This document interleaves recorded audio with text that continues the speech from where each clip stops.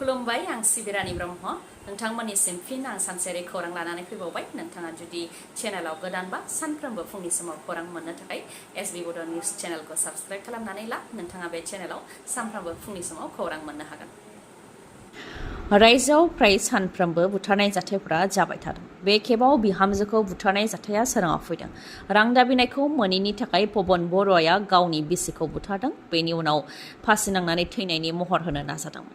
लखिमपुर जिल्लानि ढकुवाखानानि सिङाव नारायणपुर चापरियाव जानो मोन्दों बे जाथाया। बुथारजानाय बिसिनि मुङा देबलिना सनवाल आरो फिसायनि मुङा पवन बर'आ। फिसायनि न'आव गोदोनायाव दौलें फानानै थैनाय हालोदाव बोखांनो हादों देबलिना सनवालखौ। नाथाय बे जाथाया गावखौ बुथारनानै लानाय जाथाय होननानै फोथायनानै लानो हायाखै देबलिनानि नखरनिफोरा। फोरमायथिनाय बायदिब्ला देबलिना सनवाला हायार सेकेन्डारि सेकेन्ड इयाराव फरायफुबाय थानाय समावनो थांनाय 2 दान सिगांसो पवन बर'आ लाबोखुमानानै जुलि खालामफैदोंमोन। बेनि उनावनो रां दाबिबाय थादोंमोन। माब्लाबा 2,000, 5,000खौ बिसिया होफैबाय थाखानांगौमोन। नाथाय 5 लाख रांजों लोगोसे सनानि मालाबो दाबि खालामदोंमोन पवन बर'आ। बे रांखौ मोननो हायैनि थाखायनो बिसिखौ बुथारदों आरो गोदोनायाव दौलें फानानै फासि नांनानै थैनायनि महर होनो नाजादोंमोन होननानै फोरमायथिदों। बेनि अनगायैबो दुथां पवना ड्राग्सबो जायोमोन होननानै फोरमायथिदों। दा ढकुवा पुलिसआ दुथांखौ एरेस्ट खालामबाय। ओजोंहाय बिहामजोखौ बुथारनाय जाथायखौ सहायनो हायैनि थाखाय ओनसोलनि रायजो राजाफ्राबो जयैनो ओंखारबोनानै दुथां पवननि न'खौ बुफाय बुसि खालामफैदों। जुबिन गार्गखौ गोबाख्रबनाय, खुदुमनाय आरो आथिङाव हमनानै खुलुमनायनि थाखाय आसाम पुलिसनि सासे हमगार्डखौ सासपेन्ड खालामदों। डिब्रुगड़ जिल्लानि चाबुवायाव बिहु फोरबो फालिनायनि जौसाङाव मेथाइ रोजाबगिरि जुबिन गार्गआ मेथाइ रोजाबबाय थानाय समावनो हमगार्ड मिलि प्रभा चुटियाया आसाम पुलिसनि इउनिफर्मआव थानानैनो अदेबानि डिउटियाव थानाय समावनो जौसाङाव गाखोनानै जुबिन गार्गखौ गोबाख्रबनायजों लोगोसे खुदुमदों आरो आथिङाव हमनानै खुलुमदोंमोन। आसाम पुलिसनि डिउटियाव थानाय समावनो बेबायदि खालामनायनि भिडिअ'आ समाज बिजोङाव गोबां गोसारदोंमोन आरो मिलि प्रभा चुटियानि बेबायदि खालामनायखौ लानानै गोबां दान्थे बिदान्थेबो खालामदोंमोन सुबुंफोरा। बेनि उनावनो चाबुवा पुलिस थानानिफ्राय सासपेन्ड खालामदों मिलि प्रभा चुटियाखौ।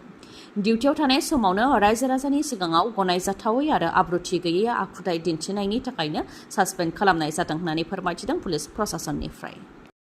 प्रमद बर'नि नखर जिल्लायावनो रायजो राजाफोरनि थाखाय गैया दालां। परिबर्तन सोरखाराव गासैबो मोजां जागोन होननानै सानदोंमोन। नाथाय दिनै जेबो नुनो मोनासै आरो फैबाय थानाय समाव गुबुन दोलोनो भट होनो थाखाय थिरांथा लाबाय। बे खोथाखौ फोरमायथिदों प्रमद बर'निनो नखर जिल्लानि गंसे गामिनि रायजो राजाफ्रा। गरेस्वरनि बरखुसुलानि रायजो राजाफ्रा सोरखारनिफ्राय दालां मोननो हायाखै। गाव गावनि पकेटनि रां बाहायनानै औवानि दालां बानायनानै लानो गोनां जादों। रायजो राजाफ्रा फोरमायथिनाय बादिब्ला सोलायनायनि सोरखाराव गासैबो मोजां जागोन होननानै सानदोंमोन। नाथाय दिनै जेबो सोलायनाय नुनो मोननाय जायाखै। बिटिसिनि गाहाय प्रमद बर' बिथांखौ रायजो राजाफ्रा मदद होनानै देरहासार होदोंमोन। बे लेखायै बिथाङा नायफिननो नांगौमोन होननानै दुखु फोरमायथिदों रायजो राजाफ्रा। बेनि अनगायैबो बे ओनसोलनि MCLA पबित्र बर' बिथाङा जोंनो भट होयोब्ला देरहानाय लोगो लोगोनो बे दालांनि खामानिखौनो गिबिसिन मावनानै होग्रोगोन होननानै रायजो राजाफोरनो खोथा होदोंमोन। बे लेखायै बिथांनो रायजो राजाफ्रा भट होदोंमोन। नाथाय दिनैसिमबो जेबो खौरां लाफैयाखै होननानै फोरमायथियो रायजो राजाफ्रा। दैदेनगिरिफ्रा बिसायख'थिनि समावल' फैनानै बायदि खोथा बुंफैयो। नाथाय देरहाखाङोब्लानो जेबो खौरां लाफैया होननानैबो फोरमायथिबावो। जायनाखि बे दालाङा गुबै लामायावनो दं। रङिया नावकाटा जानानै गुवाहाटियाव थाङो। बे लामाजोंनो फरायसाफोरा फरायसालियाव थाङो। बेखौ प्रमद बर' बिथाङा नायफिननो नांगौमोन। मानोना रायजो राजाफोरानो बिथांनो भट होनानै देरहासार होदोंमोन। नाथाय 4 बोसोर बारलांबाय दिनैसिमबो नायफिनाखै। बेनिखायनो गुबुननो भट होनो थाखाय थांखि लाबाय होननानैबो फोरमायथियो रायजो राजाफ्रा। बाक्सानि भेवला बर'पारा बुनबारियावबो बे एखे थासारि। रायजो राजाफ्रा गावसोरनो रां बाहायनानै दालां लुनानै लानो गोनां जादों।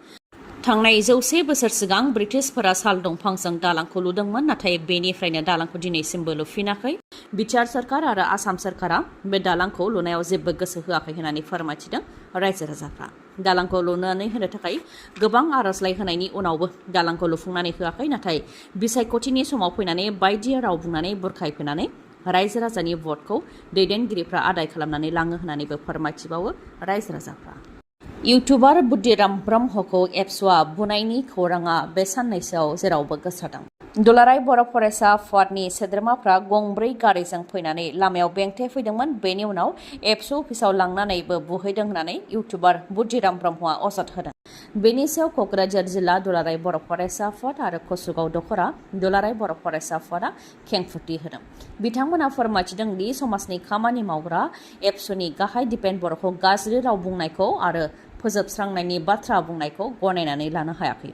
फोजोबस्रांनाया बेनि समाधान नङा होननानैबो बुंथियो। लोगोसे फोरमायथिबावदों दि बुद्धिराम ब्रह्मजों सावरायनो थाखाय बिथांनि न'आव थांदोंमोन, नाथाय लामा ससेयावनो बिथांखौ लोगो मोननायलाय कसुगाव दखरायाव लानानै फैदों। बेखौ किडनेप खालामदों आरो बुनानै जोखोम खालामदों होननानै बुंनाया नंखाय होननानैबो फोरमायथियो एबसुनिफ्राय, जेराव बुद्धिराम ब्रह्मआ एबसुनि आफादगिरिनि हेंथा गाज्रि राव बुंला होननानै लिरनानै गारबोदों, निमाहा होदो होननानै लिरनानै गारबोदों आरो एबसुनि हेंथा खामानि मावला होननानैबो लिरनानै गारबोदों होननानै फोरमायथिदों।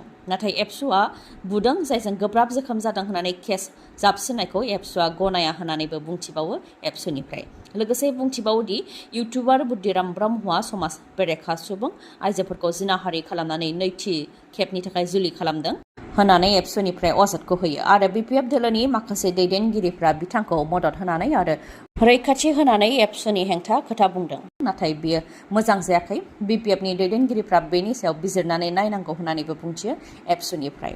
ओजोंहाय इउटुबार बुद्धिराम ब्रह्मआ फोरमायथिदों दि मटर साइकेलजों कसुगाव बाजाराव थांबाय थानाय समावनो गंब्रै गारिजों सा 22-25 सोद्रोमाफ्रा फैनानै बेंथा फैदों। बेनि उनाव नाम सोंनानै जाय जेरै हागौ एरै गाग्लोबदों आरो मबाइलखौबो सेख'दों। बेनि उनाव एबसु अफिसाव लानानै थांदों। बेयावबो दरजा फांथेनानै जाय जेरै हायो एरै बुदों होननानै फोरमायथिदों आरो भिडिअफोरखौ दाननानै होदों होननानैबो अजद होयो। बेनि अनगायैबो बेबायदि भिडिअ बानायबावोबा बोथ्रोदनानै लायनानै बुथारनोबो एबसुआ हुमखि होदों होननानैबो अजद होबावो इउटुबारआ।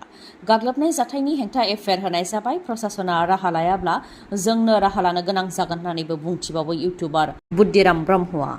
जौआ गंसे नखरखौ थेर बेथेर सिफायनो हायो आरो जौआ नंखाय गोहो होयो, जायनि जाहोनाव जौ लोङोब्ला गोबां सुबुंफोरानो मानसि माहारिनि गुबै आखल आखुखौ बावगारलाङो।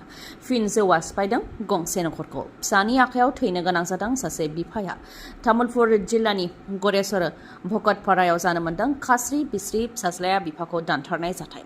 फिसाज्लानि मुङा अनिद्रु दास आरो बिफानि मुङा गौरांग दास। फिसाज्ला अनिद्रु दासआ फोरमायथिनाय बायदिब्ला बिफा आरो बिबथैया जौ लोंनानै जेब्लाबो बिमाखौ हाराहास्ति खालामबाय थायोमोन। जाथाय जानाय सानखालिबो बिफा आरो बिबथैया बिमाखौ हाराहास्ति खालामदोंमोन। बिबथैया बिमानि गोदोनायाव सि फानदोंमोन। बेफोर बायदि जाथाय जानाय समाव आं बाहेरायाव खामानि मावगासिनो दंमोन होननानैबो फोरमायथिदों अनिद्रुआ। उनाव जाथायनि सोमोन्दै बिमाया गाबै गाबै खोन्थाफैनायावसो रागा जोंनानै न'आव थांनानै बिफानि गोदोनायाव दानदों होननानै फोरमायथिदों। अब्ला बिबथैया जाथायथिलिनिफ्राय खारखुमा लांखाबायमोन, नङाब्ला बिबथैखौनो बुथारग्रोगौमोन होननानैबो फोरमायथिबावो अनिद्रु दासआ। बुथारनाय जाथाय जानायनि उनाव पुलिसनि सेराव आखाइ दैखांनो गोनां जादों अनिद्रु दासआ आरो पुलिसाबो अनिद्रु दासखौ बिफाखौ बुथारनायनि दायाव एरेस्ट खालामदों। जाब्रबथायजों आसाम पुलिसनि सा 20 जवानफोरा जोखोम जानो गोनां जादों। आसाम पुलिसनि मोनसे बेटेलियनखौ बिहाराव लकसभा बिसायख'थिनि डिउटि खालामनो थाखाय लानानै थांनाय जादोंमोन। बेयाव बिसायख'थि जोबखांनायनि उनाव बिहारनि समस्तिपुरनिफ्राय सोरन फारसे थांबाय थानाय समावनो ट्राकजों गोख्रोङै सौग्रावलायनाय जादों, जायजों सा 20 आसाम पुलिसनि जवानफोरा जोखोम जानो गोनां जादों। फोरमायथिनाय बायदिब्ला बिथांमोननि गारियाव गासै सा 36 जवानफोर दंमोन। बेनि मादाव सा 20 जवानफोरा जोखोम जानो गोनां जादों आरो जोखोम जानाय सा 20नि मादाव सानैया गोब्राब थासारियाव। जोखोम जानाय गासैबो जवानफोरखौ उनाव फाहामथायनि थाखाय देहा फाहामसालियावबो थिसननाय जादों। बिहारनि मुजाफ्फरपुराव जानो मोन्दों बे जाब्रबथाया। आसाम पुलिसनि जवानफोरा बिहाराव जानाय लकसभा बिसायख'थियाव डिउटि हैनो थांनायाव लामा जाब्रबथायजों मोगा-मोगि जानांनायनि अनगायैबो गुबुन मोनसे जाथायबो जाबावदों। आसाम पुलिसनि जवान जाय बिहाराव बिसायख'थिनि डिउटि हैदोंमोन, बिथां मिन्टु रयआबो गोमानानै दंमोन। गंगा दैमायाव दुगैहैनायनि उनावनो बिथाङा गोमानानै दंमोन। दा SDRF आरो NDRFआ जथायै गोबां नागिरनायनि उनाव आसाम पुलिसनि जवान मिन्टु रयनि गोथै देहाखौ मोननो हाबाय। फोरमायथिनो गोनांदि मिन्टु रयआ बिलासिपारा वार्ड नं 9 नि थागिबिमोन। उन्दै गथ'साखौ आथोनारि अनागार खालामनायनि उनाव खारखुमानानै थानाय DSP रेंकनि सासे अफिसारखौ गुवाहाटी एयारपर्टआव एरेस्ट खालामनो हाबाय। अरुणाचल प्रदेशनि DSP रेंकनि अफिसार बुलां मारिकखौ गुवाहाटी एयारपर्टआव हमनो हाबाय। रिपर्टनि बायदिब्ला DSP रेंकनि अफिसार दुथाङा उन्दै गथ'साखौ आथोनारि अनागार खालामनायनि उनाव दिल्लीयाव खारखुमानानै दंहैयोमोन। दिल्लीनि उनाव गुवाहाटी फारसे फैबाय थानाय समावनो गुवाहाटीनि एयारपर्टआव हमनो हाबाय दुथांखौ। दुथाङा गुवाहाटी फारसे फैगोनखौ खौरां मोननायनि उनावनो आसाम पुलिस, अरुणाचल प्रदेश पुलिस आरो CSFआ नेनानै दंखायोमोन। बे लेखायैनो दुथां बुलां मारिकखौ गुवाहाटी एयारपर्टआव हमनो हादों। गोजोनथाव रादाब बङाइगावनि आइ हस्पिटालाव दिल्ली एम्सनि डक्टर प्रबिन बसुमतारिया फैगोन। नोंथांमोनहाबो जुदि मेगननि जेंना जादोंब्ला बङाइगावनि आइ हस्पिटालाव थांनानै डक्टर प्रबिन बसुमतारिजों फाहामथाय लाजानो हागोन आरो बेनि सोमोन्दै नोंथांमोनहा खौरां लानो हास्थायदोंब्ला 6900949900 बे नाम्बाराव कल हरनानै खौरां लाहरनो हागोन।